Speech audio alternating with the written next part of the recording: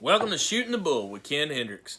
My family has been in the cattle business for more than 75 years. My grandfather started off with Holsteins that he milked. My father helped him with those along the way.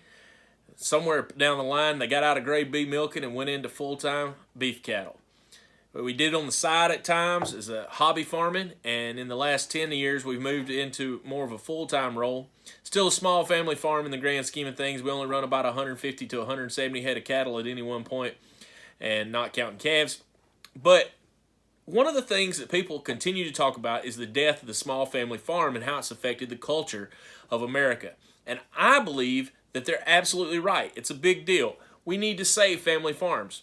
But while a lot of farmers preach that, there's also a very significant portion of farming that comes off as cliquish or elitist. If you get into register stock, it feels like you're on the outside looking in. Like maybe you're the one being taken advantage of in the room when you walk in.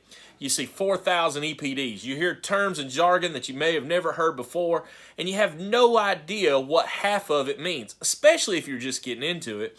And maybe you've been farming for 40 years and you still aren't really feeling like an insider. Are you a cattleman? Are you a young farmer? Are you connected with Angus? Are you into Simmental, Hereford? It goes on.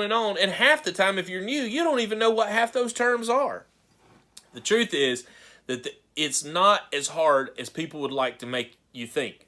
Sure, there's a ton of hard work in cattle farming, but it's not as hard to learn some of the basics as you might think.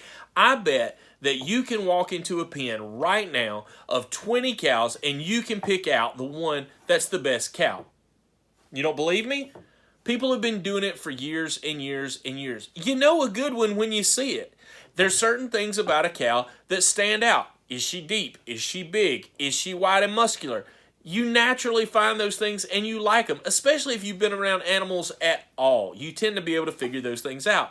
But there's some other tools that you can learn along the way and some ways to decipher this language that'll help you out. And that's what Shootin the Bull is all about.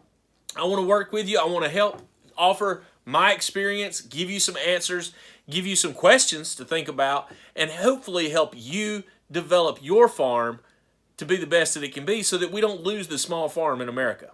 Thanks for Shootin the Bull. And don't forget to like the video and subscribe to the channel so that you can get all the latest updates.